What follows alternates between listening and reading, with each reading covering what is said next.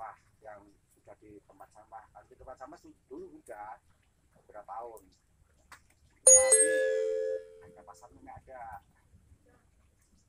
harga pasarnya. Kalau kulit bawang sudah teruji, itu alasannya menuju ke ekonomisnya. Berarti tuh selain bapak gitu, berarti emang di pasaran itu ya, pupuk limbah bawang itu emang udah ada gitu ya Pak? Belum ada. Belum, selama ini kemana pun sampai tukang kembang, tukang mana belum ada. Yang dari kulit bawang nggak ada. Nah, potensi kita adalah di pasar ini. Inilah pusatnya, pas bawah. Untuk tanamannya sendiri gimana Pak? Soalnya yang aku tahu kalau misalnya kulit bawang itu kan biasanya panas ya Pak. Terus aku mikirnya nanti tuh bakalan berdampak ke tanamannya sendiri. Nah itu kalau misalnya menurut Bapak gimana? Kan kalau udah difermentasi 10 hari dia udah turun anunya, ya kan, gasnya udah turun ya, nanti habis digiling dia lebih turun lagi, udah nggak ada apa-apa, Jadi normal, bahkan adem dia, lembut dia. tapi untuk proporsinya sendiri gimana? Maksudnya kayak kulit bawangnya semisal 1 kilo, terus gergajinya butuh berapa, terus Oh gitu. Nah, komposisi pencampurannya begini.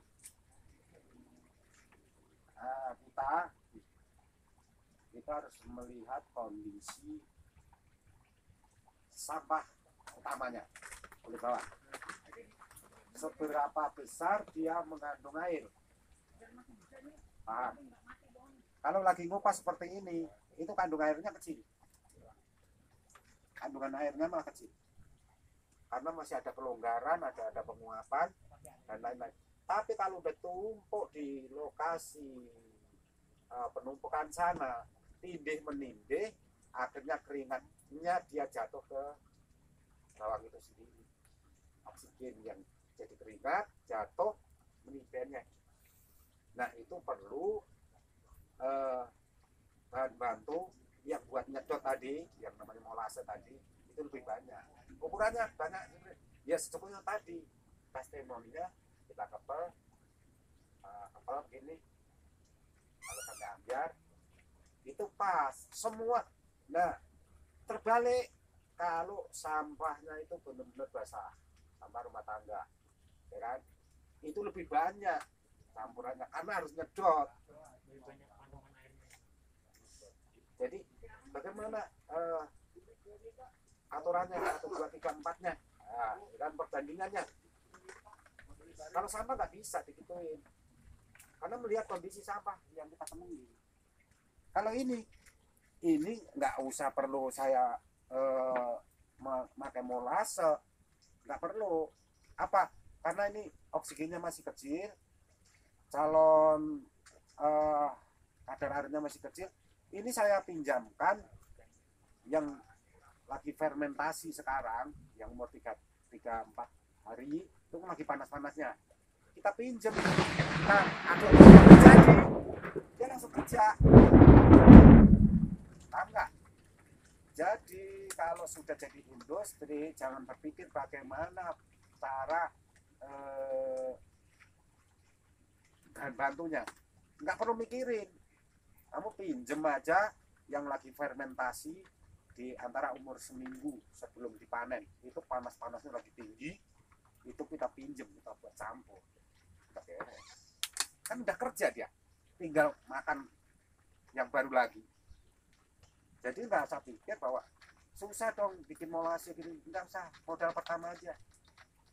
Setelah itu kita pinjem pas proses itu, pas panas-panasnya kita cari yang panas, yang udah mulai ada jamur-jamurnya itu kita pinjem,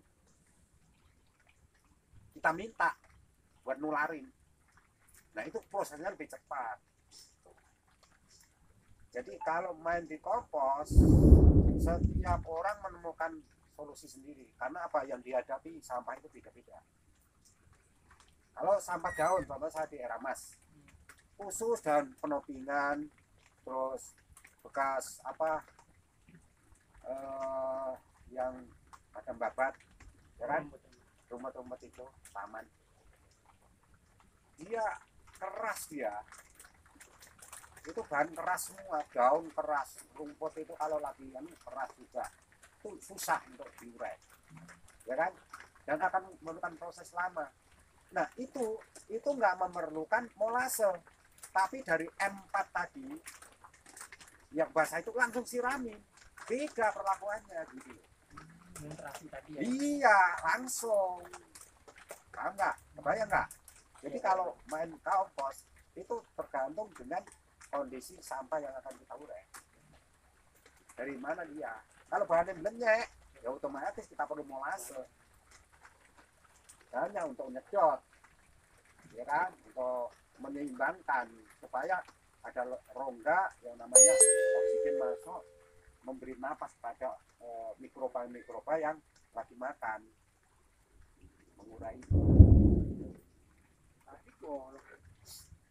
Terus kalau biasanya berapa hari itu Pak? Kalau biasanya di kompos? Kalau kulit bawang itu tumpuk sekali, bahan baku datang urai, udah hilang bau, taruh. Nah 3 hari kemudian ya balik jatuh, baru lagi masuk 3 hari balik sampai gitu. Intinya adalah sono panen. Jadi 7 kotak kita bikin, 7 tahap, 3 hari, 3 hari, 3 hari, 3 hari, sampai sono udah adem pas 21 hari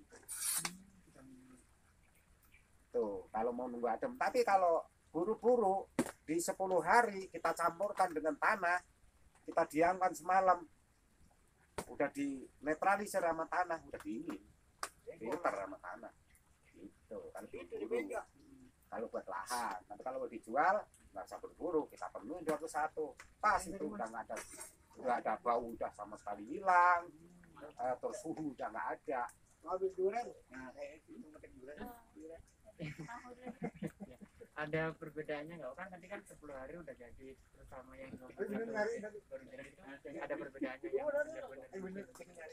Nah, kalau perbedaannya daya serapnya terhadap tumbuhan makan ya cepat yang 21 karena dia udah hancur. Iya kan? Tapi kalau yang umur 21 kan 10 hari udah jadi pupuk, tapi dia perlu adaptasi di tanah beberapa hari untuk membusukkan dia sendiri. Proses lagi gitu.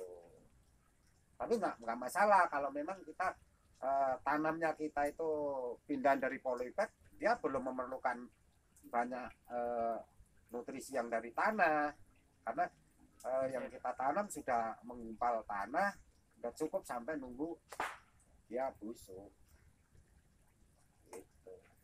Bapak kan di sini juga ada POC ya Pak, dari urin kelinci. Ya. Nah kalau misalnya dibandingin sama pemakaian urin kelinci ini keterbatasan stok, ya kan?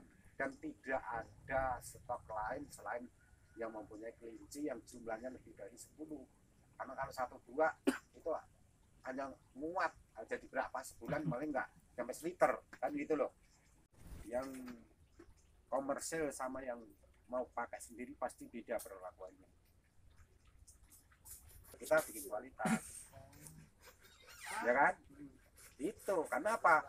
Supaya alasannya kita jadi pelaku yang benar-benar mempertanggungjawabkan.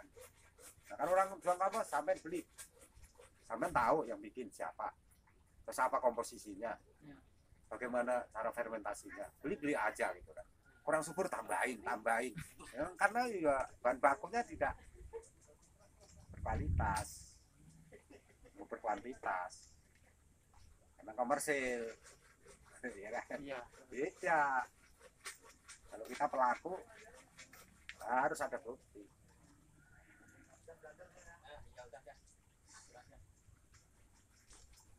Ketuaan. ada ponakan saya Pak. Belum Mbak. Sampean di Mustika proses kulit bawang, alurnya begitu tadi. Bahan baku datang, ya kan? Bahan baku datang, melihat kondisi bahan baku keadaannya seperti apa kadar airnya, baru ngambil tindakan untuk bahan bantu molase itu disesuaikan supaya mendapatkan bahan yang akan diproses lembab ya. Setelah itu baru dimasukkan ke proses.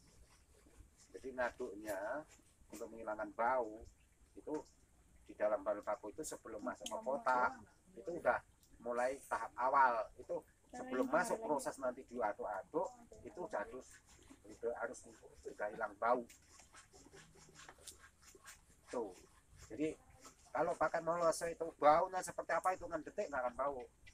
Karena apa? Molase tadi yang kita bikin tadi kan molase komposisi hal sesuatu yang kering yang bisa menyedot atau menetra air kelebihan. Apa yang mengistimewakan dia? Karena di molase itu kita titipin mikroba tadi. Ya kan? Kita tadi bikin pupuk cair namanya mikroba kan, yang dari terasi sama gula. Nah, itu kita aduk ke bahan bantu tadi. Kita aduk, habis itu kan jadi itu namanya starter. Itu kalau udah ini namanya starter. Ya kan? Starter atau molase. Kalau orang lapangan molase. Tapi kalau starter itu bahasa sono lah, bahasa sekolah lah. Starter kompos inilah yang buat berjalan kompos itu. Yang bikin fermentasi. Iya. Soalnya apa? Yang nggak mau kita fermentasi ini di sono tuh udah mikrobanya udah banyak. Kan datang itu mikrobanya udah banyak jenis. Namanya sampah itu harus dikalahkan dengan mikroba yang kita bikin. Kita cemplung ke sono, gibas dulu mikroba yang kecil-kecil yang merugikan bau itu. Setelah itu dia kerja serombongan, nggak perang, mengurai, jadilah jamur. Mana ada tempat sampah jadi jamur? Karena apa? Pasukannya perang jenis mikroba nggak mengurai. Tapi kalau mikrobanya pas satu pasukan, dia kerja, semua kerja. Tuh. Jadi mengalahkan mikroba-mikroba yang merugikan tadi, yang cuma hanya perang aja, karena ratusan mikroba kan yang sampah itu. Kita bebas dengan starter tadi, rombongan terasi sama gula tadi, itu loh. Itu intinya. Nah, ke sana baru lihat, karena lihat bahan bakunya. Harus belok kapan sih baliknya? Ya lihatlah, karena bahan bakunya keras apa enggak, lembek apa enggak, kan umurnya beda-beda. Itu ya kayak tak ilustrasikan tadi, yang daerah mas itu khusus daun, penotingan dan jabatan itu ya, dari taman-taman itu dan keras semua. Makanya nggak pakai molase saya, dari terasi tadi, ya kan, langsung kita campurin karena dia bahan kering. Gitu, karena nggak perlu penyedot, paham pak? Nggak perlu penyedot, jadi penyedot apaan, nggak ada kadar airnya kan sedikit sekali gitu, ya kan, malah perlu cairan dia. Kita menemukan lembabnya dia, gitu, udah lembab, oke jadi tuh, jadi beda kan, bahwa kita lihat bahan. Intinya kalau ilmu di kompos itu luas, paling luas itu ilmu di kompos. Jadi bahannya dari apa dia? Karena setiap daerah sumber daya alamnya itu beda-beda, ya kan? Kayak di kampung, wah sumber daya alamnya apa? Ini banyak pohon bambu, itulah yang kita idamkan. Aduh kamu, starter paling bagus adalah dari daun kulit bambu. Anda sampai dewasa ini, tahukah bahwa bambu itu kena hama? Enggak ada. Mana ada bambu kena hama? Enggak ada. Sampai ngurak pun enggak akan, kecuali kering karena enggak ada air. Tapi kalau mati karena hama nggak ada. Di bambu itu tolak balanya, antiseptiknya udah banyak.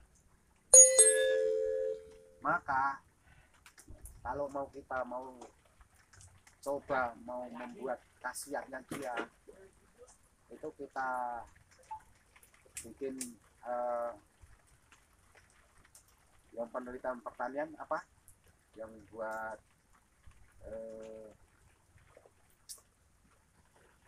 yang di lab itu kalau kita mau nyoba, kita nasi bekas dikasih ke bumbung bambu itu, ya kan, dipendemin di bawahnya, kalau udah jamur buat apapun hebat dia.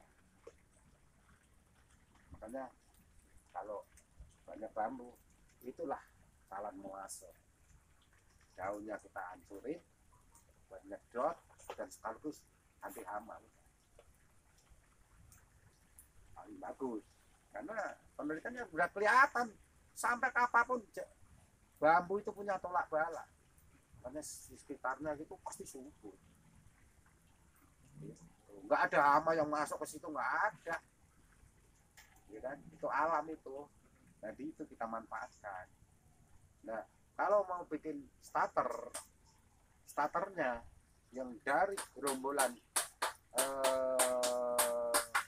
bambu tadi, kita ngambil rebungnya. Nah, terasi sama gula tadi kita kasih makan rebung itu. Oh, jadi terasi, gula terus tambah rebungnya tadi. Ya, Oh, jadi 3 bahan. 3 bahan itu bisa buat apapun, buat daun, buat pupuk, buat starter kompos. Makanya ya kan dari kulit bawang udah antiseptik, ya kan, antiseptik sudah, makanya di situ keunggulan kita nggak pakai pestisida yang beracun, dengan alamnya SDA kita, sumber daya alamnya yang ada aja sudah langsung bisa